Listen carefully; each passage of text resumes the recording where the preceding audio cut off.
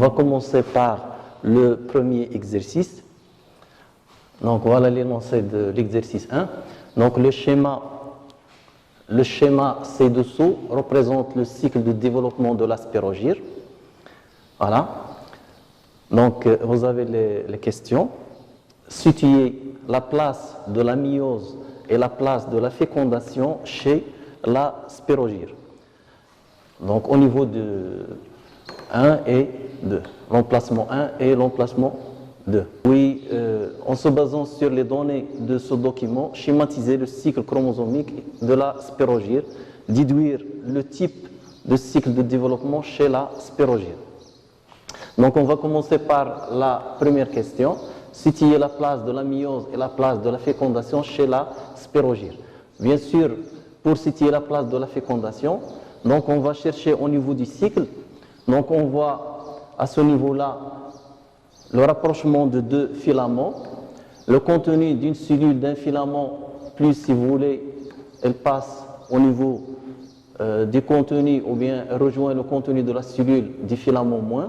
Et par la suite, puisqu'il y a passage du noyau d'une cellule à l'autre, donc on aura logiquement ici le processus ou bien le phénomène de la fécondation. Après la fécondation et la formation des zygotes qui est à deux chromosomes, donc on voit que le zygote diploïde, elle va subir deux divisions méiotiques, une division réductionnelle et une division équationnelle pour donner 4 cellules. Donc logiquement, la myose, elle se localise au niveau de l'emplacement 2. Maintenant, on va passer à la question numéro 2. Donc en se basant sur les données de ce document, donc schématiser le cycle chromosomique de la spirogire. Donc la consigne ici, c'est de schématiser le cycle chromosomique de la spirogire. Bien sûr, pour schématiser le cycle chromosomique, on va essayer de déterminer les phases haploïdes et les phases diploïdes. Donc comme vous le saviez que la spirogire est un filament qui est haploïde. Voilà, donc il est à N chromosomes. Là, on a deux filaments qui sont haploïdes. Le rapprochement des deux filaments et formation de ponts de conjugaison est le phénomène de la fécondation. Et l'aboutissement d'un zygote à 2 N chromosomes, donc il est diploïde. Juste après la formation de la zygospore ou bien du zygote, on a le phénomène de la myose. Donc tout ça, tout ce qui vient après la myose, elle est haploïde. Donc on voit ici que la phase diploïde, elle se limite à la formation du zygote. Toutes les autres phases sont haploïdes. Et de là, on peut schématiser, si vous voulez, le cycle chromosomique de la spirogire. Comme vous le voyez que la majorité de la phase de la spirogire, elle est haploïde, c'est-à-dire qu'il est représenté par un seul trait.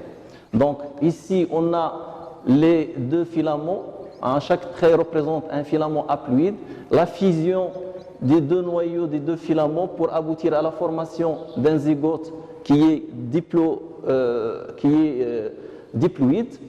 Juste après la formation du zygote, on a le phénomène de la myose qui va aboutir à la formation de 4 spores qui sont haploïdes, qui vont germer et donner un gamétophyte haploïde qui va fusionner ou bien qui va se rapprocher avec un autre filament pour donner un nouveau zygote. Et par là, on peut déduire que le cycle, par là, on a schématisé le cycle de la spirogire. Donc la spirogire se présente sous forme de filaments pluricellulaires. Les filaments de sexe opposé peuvent s'apparier et former des ponts de fécondation. Le contenu cytoplasmique de la cellule mâle passe dans le cytoplasme de la cellule femelle. Elle va fusionner avec son contenu et les deux noyaux des deux cellules s'unissent et donnent naissance à un zygote qui est diploïde, qui entre en vie ralentie. Lorsque les conditions de vie deviennent favorables, l'œuf s'active et subit une myose pour donner 4 noyaux haploïdes dont 3 dégénèrent. La cellule restante est une zygospore qui est haploïde, qui germe pour donner un nouveau filament. Donc maintenant, on va déduire le type de cycle de développement chez la spirogyle. Donc comme il a été décrit tout à l'heure, donc les filaments de la spirogyle sont haploïdes. Donc la phase diploïde se limite à la formation des zygotes qui est à deuxième chromosome diploïde. Juste après la formation des zygotes, on a le phénomène de la myose avec les deux divisions réductionnelles et équationnelles, formation de myospores qui sont haploïdes, qui vont donner un filament qui est haploïde, et par là on voit que la majeure partie de la vie de la spirogyle elle est haploïde. La phase diploïde se limite à la phase du zygote. Donc et comme ça on a représenté le cycle chromosomique de la spirogyle. Comme vous le voyez, la phase gamétophyte elle est prédominante, la phase diploïde elle se limite à la phase saprophyte qui se manifeste au niveau du zygote. Et par la suite, on peut déduire le cycle de développement de la spirogyle. Le cycle de développement de la spirogyle il est réduit à une seule phase gamétophytique qui est haploïde. La myose suit directement la fécondation, donc c'est un cycle avec une seule génération, c'est un cycle haplophasique. Maintenant, on va passer au deuxième exercice. Donc, au niveau du deuxième exercice, vous êtes censé de répondre par vrai ou faux. Vous avez un ensemble d'énoncés A, B, C. Donc, pour chaque énoncé, vous avez l'énoncé suivant. Lorsque la transgénèse, ou bien lors de la transgénèse, les transferts de gènes, et vous avez des propositions, vous allez essayer de trouver laquelle qui est vraie et celles qui sont fausses. Donc, lors de la transgénèse des transferts de gènes, elle se déroule par voie sexuelle. Donc là, c'est faux. Elle se déroule entre individus d'espèces différentes, donc c'est vrai. Elle se déroule entre individus de la même génération, c'est faux, parce qu'on ne va pas avoir l'intérêt de la transgénèse dans ce cas-là, hein, parce qu'ils ont le même patrimoine génétique. Se déroule entre individus de la même espèce, donc c'est faux. Donc on va passer au deuxième énoncé.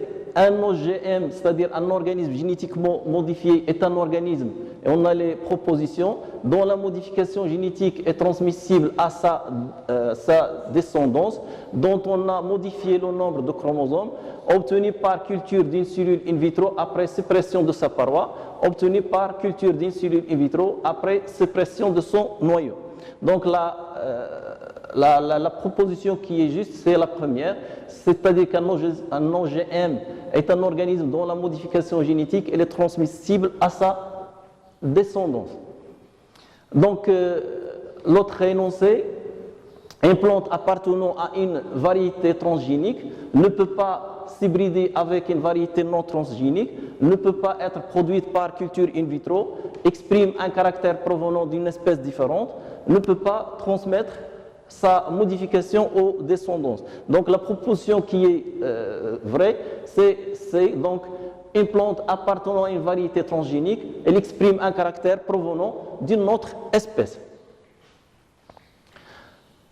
Donc maintenant on va passer à l'exercice numéro 3.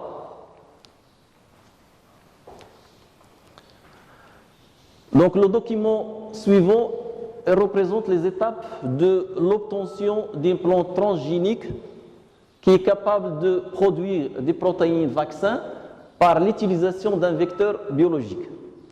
Donc on a ici le schéma des différentes étapes de la transgénèse. Donc ici on a un gène qui est extrait d'un agent pathogène, par exemple une bactérie ou bien un virus.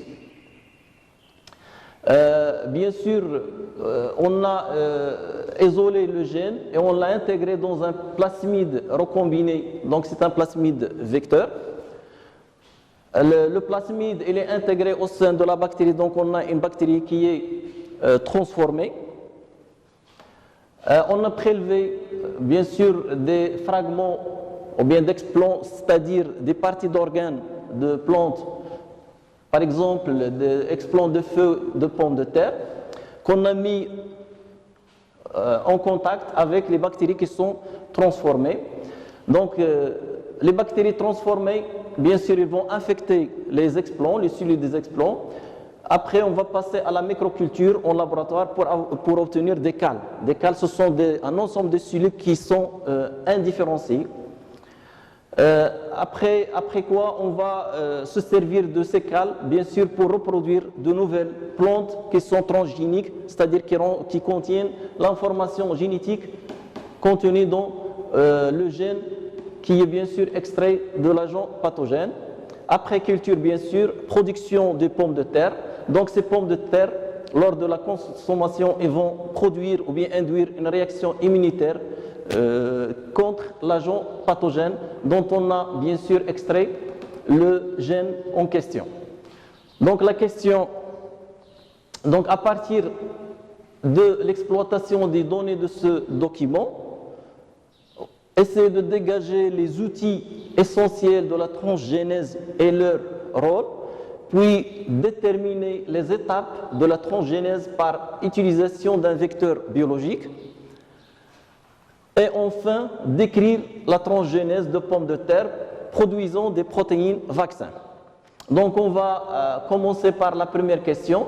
Donc la transgénèse des plantes nécessite des outils, donc on va essayer d'énumérer, si vous voulez, les outils nécessaires pour la transgénèse. Donc il faut une espèce donneuse présentant un caractère d'intérêt dont on souhaite bien sûr introduire dans une plante. Donc une espèce donneuse d'un gène qui code pour un caractère héréditaire. Puis il faut un vecteur biologique qui doit bien sûr transmettre le gène en question. Et enfin, il faut des enzymes spécifiques, à savoir des enzymes de coupure ou bien qu'on appelle également des enzymes de restriction qui coupent à des endroits spécifiques et des enzymes de soudure qui lient le gène avec le vecteur choisi. Maintenant, on va passer à la deuxième question. Donc, la transgénèse par utilisation d'un vecteur biologique se fait selon les étapes suivantes. Donc, on va essayer d'énumérer, si vous voulez, les étapes de la transgénèse. Donc, la première étape, c'est l'identification des gènes d'intérêt à partir d'un matériel génétique dans notre organisme, qui présente bien sûr un intérêt pour les scientifiques. Isoler le gène d'intérêt d'une espèce donnée. Dans ce cas, bien sûr, l'isolement de gènes nécessite des enzymes de coupure. Préparer un vecteur biologique. Dans ce cas, il faut isoler, si on choisit un vecteur biologique, donc ça va être un plasmide ou bien un virus, mais de façon générale, on travaille avec les plasmides. Donc on doit l'extraire bien sûr d'une bactérie parce qu'il est renfermé ou bien il est contenu dans la bactérie. La deuxième étape de la préparation des vecteurs, il faut ouvrir le plasmide par des enzymes de coupure. Et enfin, il faut intégrer le gène d'intérêt dans le vecteur. Et dans ce cas, on a besoin des enzymes de soudure. L'étape suivante, il faut transférer le plasmide modifié ou bien hybride, si vous voulez, qui renferme le gène d'intérêt, à une bactérie qui a la propriété d'injecter le gène dans les cellules de la plante. Après, il faut sélectionner, bien sûr, parce que toutes les cellules ne vont pas intégrer le gène, il faut sélectionner les cellules qui ont intégré le gène d'intérêt. Et après, on va procéder à la multiplication de la cellule végétale modifiée. Et enfin, on doit régénérer les plantules modifiées génétiquement à partir des cellules modifiées. Donc, maintenant, on va passer à la troisième question. On va décrire la transgénèse de pommes de terre produisant des vaccins. Donc, c'est à peu près les mêmes étapes qu'on a décrites tout à l'heure. Donc, on a un gène qui est extrait d'un agent pathogène, par exemple bactérie ou bien virus. Donc, le gène, il est intégré dans le plasmide. Qu'on doit transférer dans la cellule, dans une bactérie transformée. Donc la bactérie qui a la capacité d'intégrer le gène dans une cellule végétale. Donc prélèvement d'explants de feuilles de pommes de terre, la mise en contact de la bactérie transformée avec l'explant ou bien les cellules de l'explant.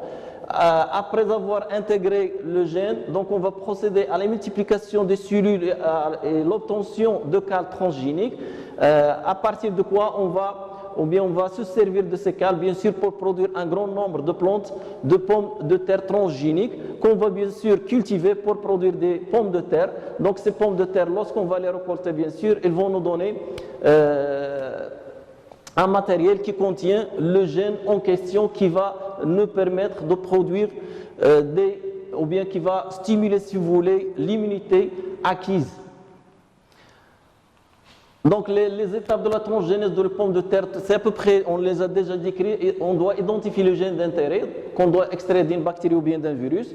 Donc isoler le gène d'intérêt par des enzymes de coupure, préparer un vecteur biologique, isoler le plasmide extrait d'une bactérie, ouvrir le plasmide ou bien via des enzymes de coupure, et après on va intégrer le gène d'intérêt dans le vecteur par des enzymes de soudure ou bien des ligases, dont les cellules de pomme transfèrent des plasmides modifiés à une bactérie capable d'injecter des gènes dans la cellule de pomme de terre.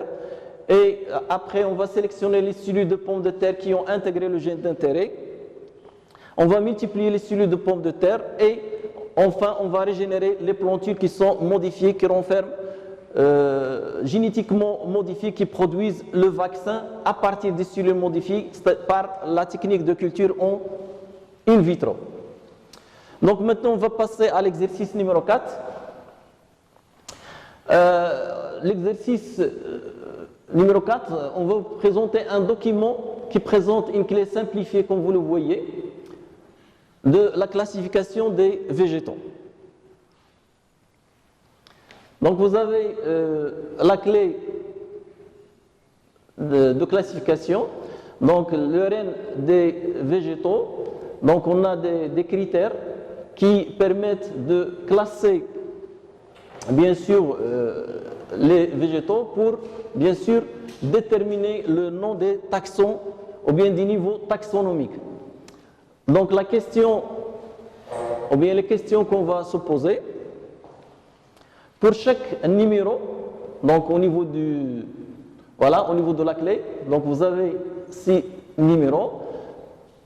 Donc, au niveau, ou bien pour chaque numéro de la clé dichotomique, donnez le nom correspondant. Quels sont les critères pris en charge pour classer les végétaux? Et la dernière question, classez les végétaux suivants, le pois, l'olivier et le palmier. Donc, on va commencer par la première question. Donc, on a la clé dichotomique, donc on va essayer de déterminer le nom du groupe végétal correspondant au numéro 1. Donc, ce sont des plantes qui appartiennent au règne des végétaux. Ce sont des plantes non chlorophylliennes, donc logiquement ce sont des champignons. Donc, les champignons sont les seules, si vous voulez, plantes non chlorophylliennes, c'est-à-dire qui ne possèdent pas de la chlorophylle. Donc, le numéro 2, donc ce sont des plantes qui appartiennent au règne végétal et qui sont chlorophylliennes, qui présentent des fleurs ou bien qui produisent des fleurs, possédant des fleurs et des tiges et des racines. Donc là, on a utilisé un autre critère, c'est la protection des graines. Donc les graines ne sont pas protégées. Donc ce sont des gymnospermes, parce que ce sont les gymnospermes qui produisent des graines nues. Au niveau du 3, donc, ce sont des jongiospermes, tout simplement parce qu'ils ont le même caractère que les gymnospermes, sauf que les graines sont protégées dans un fruit. Donc, au niveau du groupe 4, donc on a des fougères, tout simplement parce que ce sont des plantes chlorophyllines vertes qui ne fleurissent pas et ne possèdent pas de graines. Elles possèdent des tiges et des feuilles, mais elles possèdent également des racines. Donc ce sont des fougères. Pour le groupe 5, donc ce sont des plantes chlorophyllines vertes, ne présentant pas de fleurs et bien sûr de graines. Elles possèdent des tiges et des feuilles, mais qui n'ont pas de racines. Donc ce sont des mousses. L'autre groupe, Hein, ce sont les mêmes caractères, sauf ils diffèrent que ce sont des plantes qui ne présentent pas ni tiges ni racines. Ce sont des plantes vertes aquatiques, donc ce sont des algues. Donc les critères pris en charge pour la classification, on a les critères, donc ce sont les affirmations qu'on trouve dans ces rectangles. Donc les critères sont la présence ou l'absence de la chlorophylle. Le deuxième critère, c'est la présence ou l'absence de fleurs et de graines. Donc présence ou absence de tiges et de feuilles. La nature du milieu, par exemple dans ce cas-là. Et la situation des graines, est-ce que les graines sont cachées ou bien sont nues? Maintenant, on va passer à la troisième question. Donc, la classification des plantes, le pois, l'olivier et le palmier. Donc, toutes ces plantes sont des plantes chlorophylliennes. Elles produisent des fleurs et des graines. Les graines sont protégées dans des graines. Donc, logiquement, ce sont des angiospermes. Donc, la classification des plantes, ce sont des plantes chlorophylliennes. Ce sont des plantes à fleurs avec tiges et racines. Elles produisent des graines enfermées dans un fruit. Donc, ce sont des angiospermes. Maintenant, on va passer au dernier exercice qui est l'exercice 5. Donc, l'exercice 5, certains végétaux disposent d'un autre mode de reproduction qui ne fait pas intervenir la fécondation. C'est la reproduction asexuée ou bien la reproduction végétative, qu'on appelle aussi multiplication végétative. Le nouvel être vivant obtenu est la copie conforme ou le clone de son unique parent. Donc les questions qu'on va se poser, qu'est-ce qu'une reproduction dite asexuée? De quelle façon une plante peut-elle se reproduire naturellement? Et par quel moyen l'homme peut-il reproduire une plante? On va vous présenter également un document. Les documents 1 et 2 représentent deux techniques de multiplication végétative utilisées par l'homme. Donc annotez le document 1. Puis décrire l'opération illustrée par ce document, expliquer comment je peux reproduire une plante par la technique illustrée par le document 2.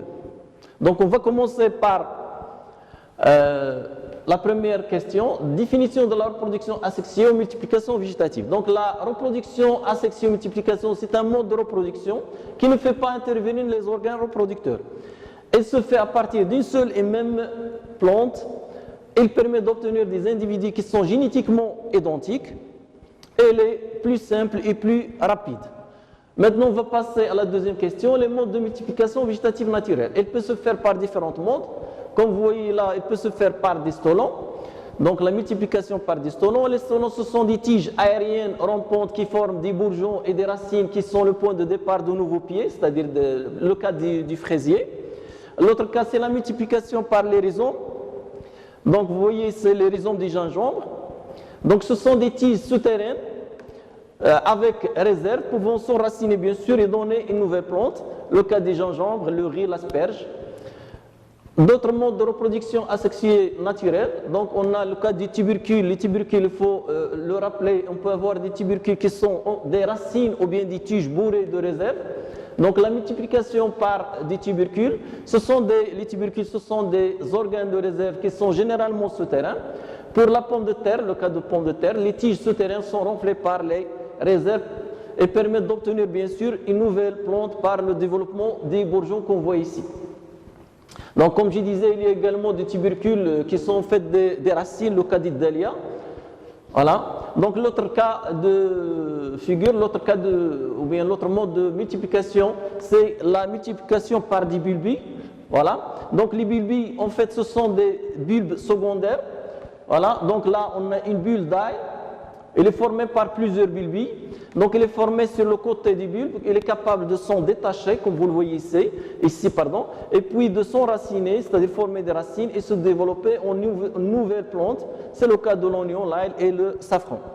Maintenant, on va passer au mode de reproduction asexuée artificielle, c'est-à-dire qui est pratiquée par l'homme. Donc là, On a le mode ou bien la technique de bouturage comme vous le voyez. Donc c'est la fragmentation de la plante en plusieurs morceaux qu'on peut enterrer et produire pour produire des racines nouvelles plantes. Donc on a également le micro-bouturage, c'est une technique in vitro qui permet de produire un grand nombre de plantes. Et l'autre technique c'est le greffage. Comme vous le voyez, un greffon qui est implanté sur un c'est un porte-greffe. Donc, et la technique de marcotage. Donc, on va essayer de détailler après. Donc, on vous demande au niveau de la question 4 d'annoter le document. Donc, on a un C, c'est un nœud ou bien le bourgeon. Le 2, c'est un greffon. Et le 3, c'est le porte-greffe. Et le 4, c'est une fente. 5, c'est la ligature qui permet de fixer le greffon sur le porte-greffe. Donc, expliquer comment je peux reproduire une plante par la technique illustrée par le document 2. Donc, la technique, c'est le marcotage par couchage simple. Donc, consiste à incliner, comme vous le voyez, une branche vers le sol et le laisser, bien sûr, s'enraciner. Après quoi, on va couper le rameau. Hein, c'est l'opération de sevrage. Et comme ça, on a fini cette partie des exercices. Wassalamu alaikum wa rahmatullahi wa barakatuh.